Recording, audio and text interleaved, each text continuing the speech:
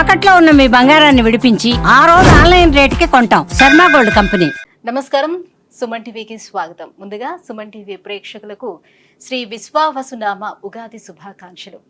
ఈ విశ్వావసునామ సంవత్సరం ద్వాదశ రాశుల వారికి ఎలా ఉండబోతుంది, ఏ రాశుల వారికి ఎటువంటి శుభ అశుభ ఫలితాలు ఇవ్వబోతున్నాయి, గ్రహ సంచారాలు ఎలా ఉన్నాయి, అలాగే ఎటువంటి పరిహారాలను పాటించుకోవాలి, ఈ విషయాన్ని తెలియజేసేందుకు మనతో పాటు ఉన్నారు ప్రముఖ జ్యోతిష్య రత్న జ్యోతిష చక్ర వైభవ నిపుణ డాక్టర్ రాల్పల్లి రవికుమార్ గారు. గురుగారు నమస్కారం. నమస్కారం. గురుగారు, కొత్త సంవత్సరంలోకి ఎంటర్ అయిపోతున్నాం. మరి కొత్త సంవత్సరం ఎలా ఉండబోతుంది ద్వాదశ రాశుల వారికి అని తెలుసుకునే ముందు గ్రహాల సంచారం ఎలా ఉంది, ముఖ్యంగా 4 గ్రహాలు మనకి ప్రతి సంవత్సరం మారేది, ఈ 4 గ్రహాల సంచారం ఎలా ఉంది, ఎలాంటి ఫలితాలు ఇస్తున్నాయి? శరదిందు సమాకారే పరబ్రహ్మ స్వరూపిణి వాసరాపీఠ నిలయ సరస్వతి నమస్తుతే.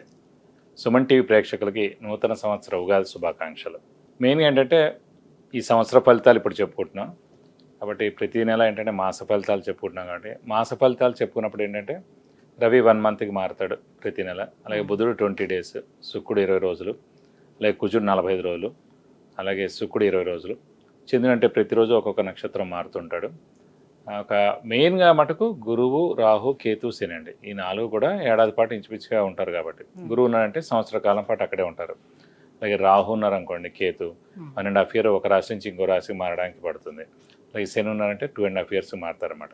కాబట్టి ముఖ్యంగా ఏంటంటే అందుకే ఈ సంవత్సర ఫలితాలు చెప్పుకున్నప్పుడు ఏంటంటే మెయిన్గా గురువు, రాహు, కేతు, శని యొక్క మార్పులు ఏంటనేవి తెలుసుకోవాలి.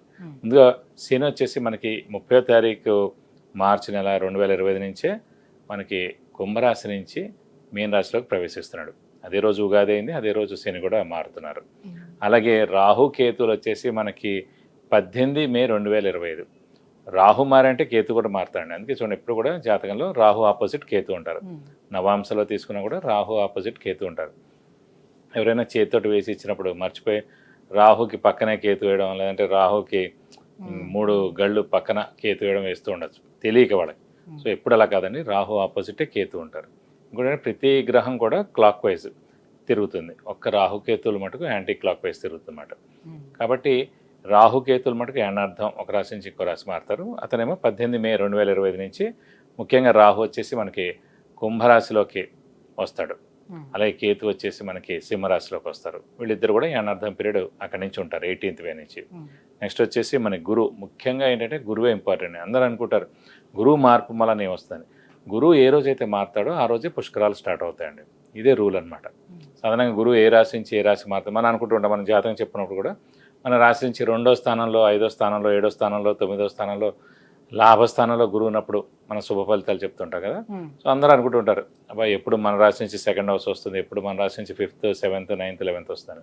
సో వాళ్ళకి ఒకటే నమ్మకం ఏంటంటే ఈ రోజైతే పుష్కరాలు స్టార్ట్ అవుతాయో ఆ రోజు గురువు ఒక రాశి నుంచి ఇంకో రాశిలోకి మారుతున్నట్టు మనం ఈజీగా గుర్తించవచ్చు. ఇంకోటి అంటే ముఖ్యంగా చాలామందికి అంటే ఇప్పుడు కొంతమందికి వివాహం కాని వారు ఉంటారు, సంతానం లేని వారు ఉంటారు, ఉన్నత చదువు గురించి వెళ్ళిన వాళ్ళు ఉంటారు, అలాగే ఫారెన్ విజిట్స్ కానీ, ట్రావెల్స్ కానీ, అంటే అసైన్మెంట్స్ కానీ గురించి వెళ్తారు, కొత్త జాబ్ గురించి, ప్రమోషన్స్ గురించి, అలాగే సంతానం, గృహం, వాహనం ఇవన్నీ కూడా మనం చెప్పుకోవాలంటే కనుక గురువు యొక్క మార్పుతోటే చెప్పాలన్నమాట. కొన్ని రాశుల వాళ్ళకి లాస్ట్ 2 ఏళ్ళు లేదనుకోండి, ఈ ఏడాది ఉంటుంది. అంటే ఆ ఏడాది వాళ్ళకి 2వ స్థానం కానీ, 5వ స్థానం కానీ, 7వ స్థానం కానీ, 9 కానీ, 11లోకి వచ్చినప్పుడు ఆ సంవత్సర కాలం పాటు. ఓవరాల్ గా అంటే ఈ 4 గ్రహాల మార్పుతోటి దేశవ్యాప్తంగా ఎటువంటి మార్పులు చోటు చేసుకునే అవకాశం ఉంటుంది, ఆర్థిక పరంగా కానివ్వండి? అంటే ఆర్థిక పరంగా ఇవన్నీ కూడా ఎక్సలెంట్గా ఉంటుంది. ఎందుకంటే బుధుడు మెయిన్ వ్యాపార కారకుడు ఎవరికైనా సరే. ఆర్థికానికేమో బుధుడు అవుతాడు, అలాగే గురువు కూడా అవుతాడు. గురువు వచ్చేసి మనకి సంచారం మిథున రాశిలోకి వస్తున్నాడు. మిథున రాశి అధిపతి బుధుడు అండి. సో ఎప్పుడైతే మిథున రాశి అధిపతి బుధుడిని ఈ గురువు కలుస్తాడో, అంటే ఆ మిథున రాశిలోకి వచ్చే సంవత్సర కాలం పాటు ఉంటాడు. సో వ్యాపార అభివృద్ధి ఉంటుంది, దేశాభివృద్ధి ఉంటుంది, అన్ని విధాలు కూడా చాలా బాగుంటుంది. ప్లస్ చాలామంది అంటే ఇంకా వ్యాపారం విపరీతంగా పెరుగుతుంది, ఎక్స్పోర్ట్ కానివ్వండి ఇవన్నీ కూడా విపరీతంగా పెరుగుతాయి అన్నమాట. వాతావరణ పరిస్థితుల్లో ఎటువంటి మార్పులు? వాతావరణం కూడా చాలా బాగుంటుందండి. ఎందుకంటే శని కూడా మనకి గురువు స్థానం అయిన మీన రాశిలోకి వస్తున్నాడు. ఇంకోటి ఏంటంటే ఆధ్యాత్మిక కారకుడు శని, గురువు, కేతు కూడా అండి. అలాంటి ఆధ్యాత్మిక కారకుడైన శని వచ్చేసి మనకి గురువు రాశి అయిన మీన రాశిలోకి ఉంటాడు కాబట్టి సో ఆధ్యాత్మిక వాతావరణం 2.5 years పరిపూర్ణంగా ఉంటుందని చెప్పుకోవచ్చు. శత్రు దేశాల నుంచి వివాదాలు కానీ అలాంటి చోటు చేసుకుని అలాంటివి అయితే ఏ ఇబ్బంది ఉండదు, ఖచ్చితంగా ఉండదు. జూన్ తర్వాత నుంచి ఇలాంటి ప్రాబ్లమ్స్ అన్ని కూడా తీరిపోతాయి. కొన్ని రోజులు ఏంటంటే కుజుడు కూడా నీచ స్థానంలో ఉంటాడనమాట కర్కాటక రాశిలో ఈ మే, జూన్ ఆ సమయాల్లో. ఒకసారి జూన్ వెళ్ళిపోయిన తర్వాత నుంచి మటుకు ఎలాంటి ప్రాబ్లమ్స్ ఉండవు దేశానికి మటుకు. గురుగారు, శ్రీ విశ్వావసునామ సంవత్సరం మరి మీన రాశి వారికి ఎలా ఉండబోతుంది? రాశిలోకే ఈరోజు మరి శని కూడా ప్రవేశిస్తున్నాడు కాబట్టి మరి ఇక్కడ నుంచి వీళ్ళకి ఎలా ఉంటుంది? అంటే సెకండ్ ఫేజ్ కదా వీళ్ళకి అవును వచ్చింది శని. అవును తప్పకుండా. మీన రాశి అనగానే మనకి పూర్వాభాద్ర 4వ పాదం, ఉత్తరాభాద్ర 1, 2, 3, 4 పాదాలు, రేవతి 1, 2, 3, 4 పాదాలు, ఈ నక్షత్రాల సంబంధం మనకి మీన రాశిలో వస్తుంది. మీన రాశి వారికి ఫస్ట్ ఆఫ్ ఆల్ చతుర్థ స్థానంలో గురువు ప్రవేశిస్తున్నాడు. చతుర్థ స్థానం అంటే గృహస్థానం, వాహన స్థానం, తల్లి స్థానం, సుఖస్థానం, ఇవన్నీ కూడా ఆ స్థానం కింద వస్తామట. సో విద్యార్థులకు పట్టిందల్లా బంగారం చెప్పుకోవచ్చు. ఉన్నత విద్య అభ్యసించవచ్చు, మంచి కాంపిటేటివ్ ఎగ్జామ్స్ రాయొచ్చు, గవర్నమెంట్ జాబ్స్ రాయొచ్చు, ఇవన్నీ సరైన సమయం వాళ్ళకి. సో మంచి ర్యాంక్, సీటు మంచి యూనివర్సిటీలో కూడా వస్తుంది. అలాగే ఫారిన్ వెళ్ళి కూడా చదువుకునేందుకు అవకాశాలు ఎక్కువగా ఉన్నాయి. ఏళ్ళనాటి శనితోటి స్థానచలనం, ఈ స్థానచలనంతో విద్యార్థులకి ఈ విద్య బెస్ట్గా రావడం. ఎందుకంటే చతుర్థ స్థానంలో గురువు ఉన్నాడు కాబట్టి చతుర్థ స్థానమే మనకి విద్యాస్థానం అన్నమాట. ఇప్పుడు 4th హౌస్ని చూస్తారండి ఎలాంటి విద్య వస్తుందని. 4th హౌస్ బట్టి ఎలాంటి ఇల్లు వస్తుంది, 4th హౌస్ బట్టి ఎలాంటి కారు మీరు కొంటారు, ఇవన్నీ చతుర్థ స్థానం. అలాగే చతుర్థ స్థానం చాలా బాగుందంటే తల్లి సేఫ్గా, సెక్యూర్గా, బెస్ట్గా, ఏ లోటు లేకుండా తల్లి యొక్క బ్లెస్సింగ్స్ తోటి తల్లి అక్కడ ఉంటారు అన్నమాట మంచిగా.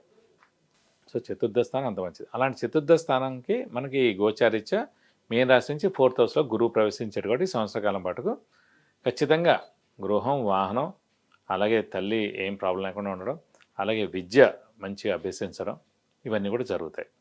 అలాగే మనకి మొన్నటిదాకా రాహు రాశిలో ఉండేవాడు దేవుడి వల్ల. ఇప్పుడు వ్యయ స్థానంలో రాహు వచ్చాడు, అది 100 6వ స్థానంలో కేతు, అది 100. సో గురువు 70% బాగున్నారు, రాహుకేతులు 100% బాగున్నారండి. ఇంకా ఏళ్ళు నడిచాడు అంటారా, ఇప్పుడు రాశిలోకే శని ప్రవేశించాడు కాబట్టి కొంచెం మిశ్రమ ఫలితాలు ఇస్తాడు. మన 2.5 సంవత్సరాలు అయిపోయింది. సో ఆ 2.5 సంవత్సరాలు ఎవరికైతే హెల్ప్ చేయలేదో ఈ 2.5 సంవత్సరాలు హెల్ప్ చేయొచ్చు.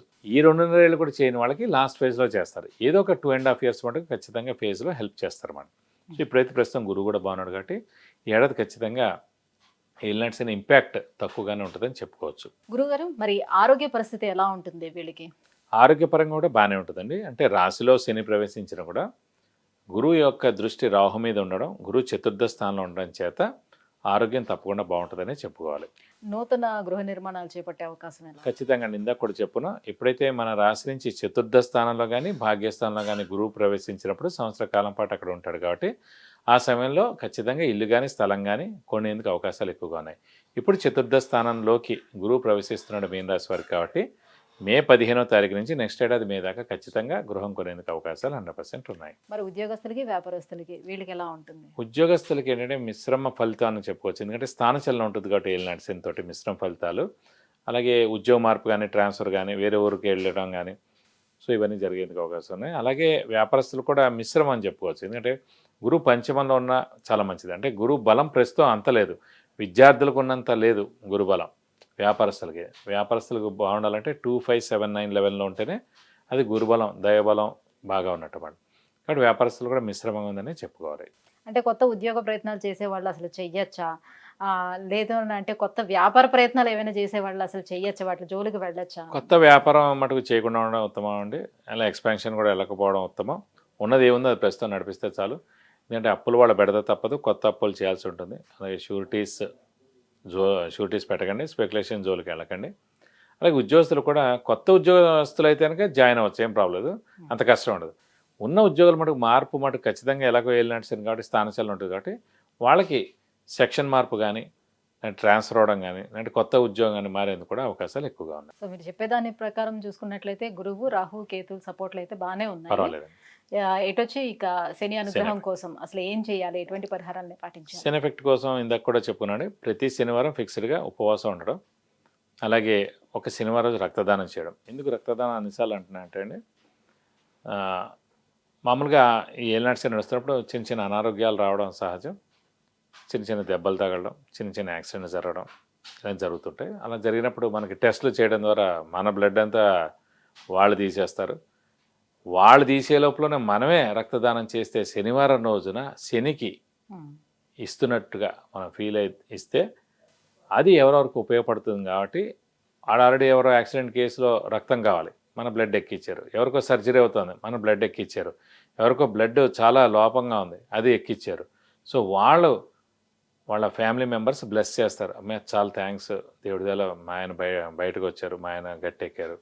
ఆ బ్లెస్సింగ్స్ మనకు రాగానే మనకి ఏ యాక్సిడెంట్ జరగకుండా ఉంటుంది, మనకి ఏ అనారోగ్యం జరగకుండా ఉంటుంది, మనకి దెబ్బలు తగలకుండా ఉంటుంది, మనకి ఏ సర్జరీలు జరగకుండా ఉంటుంది.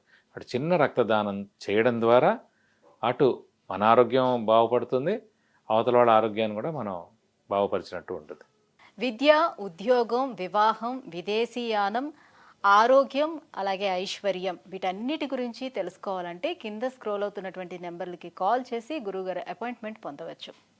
గురుగారు, శ్రీ విశ్వావసునామ సంవత్సరం మీనరాశి వారికి ఎలా ఉండబోతుంది, ఎలాంటి పరిహారాలను పాటించుకుంటే ఇంకా బాగుంటుంది వీళ్ళకి, ఈ విషయాలన్నీ కూడా తెలియజేసినందుకు ధన్యవాదాలు. నమస్కారం.